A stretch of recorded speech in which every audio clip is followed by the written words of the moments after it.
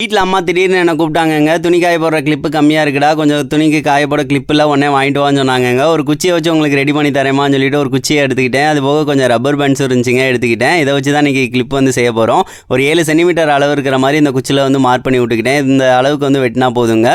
இதில் வந்து 2 பீஸ் வந்து வெட்டுறோம் அப்படின்னா ஒரு கிளிப் வந்து செய்யலாம். நான் ஒரு 6 பீஸ் இருக்கிற மாதிரி வெட்டிக்கிறேன். ஒரு 3 கிளிப் வந்து செய்ய போகிறோம். இப்போ அதுக்கடுத்து இந்த கட்டையில் முன்னாடி வந்து கிரிப்புக்காக வந்து இந்த மாதிரி கோடுகளில் வந்து ஆக்ஸா பிளேடை வச்சு வந்து இந்த மாதிரி போட்டு விட்டுக்கோங்க. அப்படின்னா தான் துணியில் நல்லா பிடிக்கும். இந்த மாதிரி எல்லாத்துலேயும் வந்து போட்டாச்சுங்க.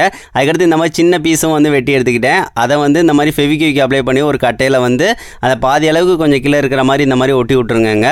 அதுக்கடுத்து இன்னொரு பீஸ் இருக்கா, அதை வந்து இந்த மாதிரி கரெக்டாக வந்து வச்சு விட்டுட்டு அதுக்கடுத்து ரப்பர் பேண்ட்ஸை வந்து ஒரு 2-3 ரப்பர் பேண்ட்ஸை கூட எடுத்துக்கலாம். எடுத்துகிட்டு முன்னாடி வந்து நல்லா இந்த மாதிரி டைட்டாக இருக்கிற மாதிரி ஒரு 3-4 சுற்று வந்து போட்டு விட்ருங்க.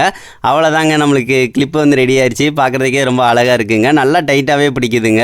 நம்மளுக்கு நார்மலாக வந்து நல்ல ஒரு சூப்பரான கிளிப் ரெடி ஆயிடுச்சு. இதே மாதிரி நான் ஒரு 3 கிளிப் வந்து ரெடி பண்ணிக்கிட்டேன். இதை வந்து துணியில் வந்து போட்டு பார்க்கலாம் அப்படின்னு சொல்லிட்டு போட்டு பார்த்து அதை இழுத்தும் பார்த்தேன்.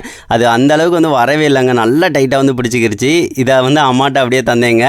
அம்மாவுக்கு ரொம்ப ஹாப்பி. உடனே செஞ்சுட்டாடா அப்படின்னு சொல்லி சொன்னாங்க. உடனே அதுக்கடுத்து ஒவ்வொரு துணியிலையாக வந்து விட்டுட்டாங்கங்க. இது எப்படி இருக்குது அப்படின்னு சொல்லிட்டு மறக்காமல் கமெண்ட் பண்ணுங்கள் ஃப்ரெண்ட்ஸ். அம்மாவுக்கு ரொம்ப பிடிச்சிருந்துச்சி.